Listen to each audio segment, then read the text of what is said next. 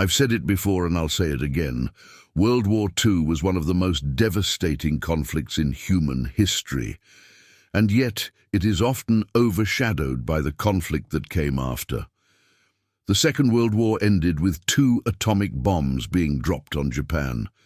This led to a nuclear arms race between the US and the USSR and kicked off the space and tech race during the Cold War.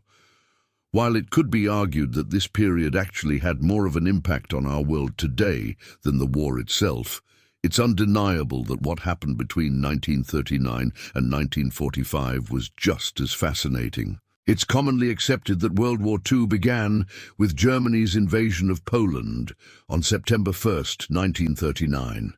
And that's not exactly wrong, but it's also a very surface-level analysis of what was happening at the time. There were tensions around Europe, yes, but the situation was very delicate and any number of factors could have changed the outcome. So what really started World War II?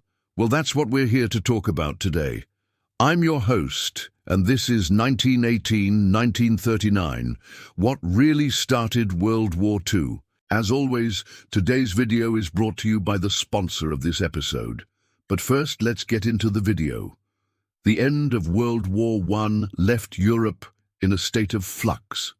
Any hope for a lasting peace were quickly dashed as the continent entered a period of economic uncertainty and political upheaval. From the ashes of this great war rose a new ideology, fascism, which would change the face of Europe forever.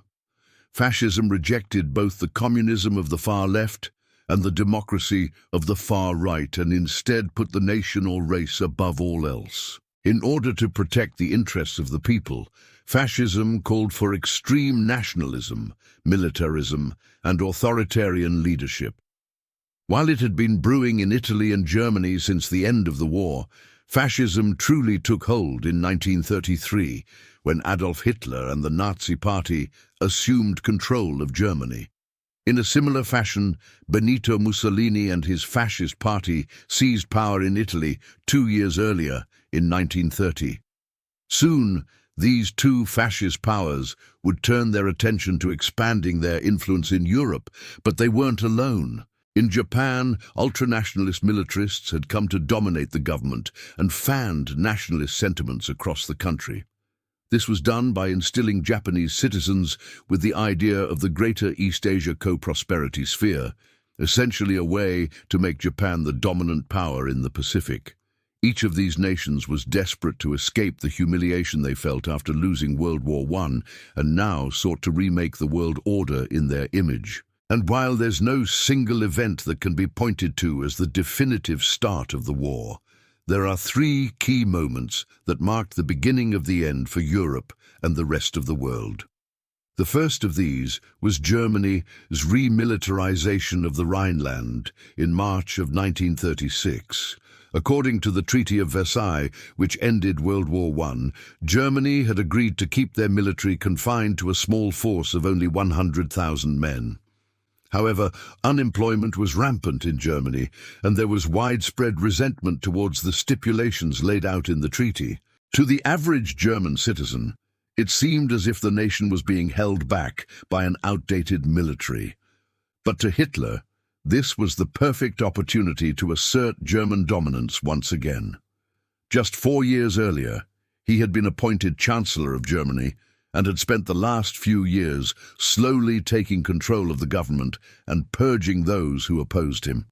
He used the lingering effects of the Great Depression to consolidate power and eventually succeeded. In February of 1933, he enacted the Enabling Act, which gave himself and the Nazi Party plenary powers, basically making him dictator. Once in control, Hitler wasted no time in undoing the restrictions placed upon Germany after World War I. He dramatically increased military spending, which was music to the ears of many Germans, and began reintroducing military conscription. By 1935, Germany had an army of nearly 500,000 men. But Hitler wasn't done yet. The following year, he ordered troops to occupy the Rhineland, which was technically still occupied by Allied forces. This act of aggression was met with little resistance from the international community. To them, it seemed like a rather insignificant move, but this couldn't have been further from the truth. By occupying the Rhineland, Hitler had laid down a marker, letting it be known that he intended to defy the Treaty of Versailles and would stop at nothing to assert German dominance. It was the first major act of aggression that kicked off a chain of events that would lead to World War II. The second key moment was the Spanish Civil War. When the monarchy fell in 1931, Spain became a republic, which didn't sit well with many of the country's conservative elements. Nationalist Francisco Franco seized control of the Spanish Morocco and launched an invasion of mainland Spain. This kicked off a brutal civil war which lasted from 1936 to 1939. The conflict would pit the Republicans against the nationalists, with the latter being supported by Germany and Italy, and the former being supported by the Soviet Union and Mexico. The Republicans were ultimately defeated, and Franco would rule Spain for the next 36 years. But that's not why the Spanish Civil War matters when talking about the start of World War II. Rather, the significance lies in the fact that it was a testing ground for new military technologies, especially aerial warfare. German and Italian aircraft were used extensively in the conflict and provided valuable experience for the pilots who would go on to fight in World War II. Additionally, the conflict allowed for the German Air Force, or Luftwaffe, to test out new tactics, such as the strategic bombing of civilian targets. The Republican government and cities were bombed heavily, which proved effective in weakening the enemy and would be used again in the war. The Spanish Civil War was the first true large-scale conflict since World War I and served as a prelude to what was to come. It was here that the tactics, strategies and technologies that would define the Second World War were first used and tested. Finally, the third and perhaps most important moment leading up to World War II was the signing of the Molotov-Ribbentrop Pact in August of 1939. Just weeks before the German invasion of Poland, Soviet leader Joseph Stalin and German leader Adolf Hitler met in Moscow to sign a non-aggression pact. But there was more to this agreement than met the eye. While publicly the pact declared that the USSR and Germany would not attack each other, it also included a secret protocol which divided Eastern Europe into spheres of influence.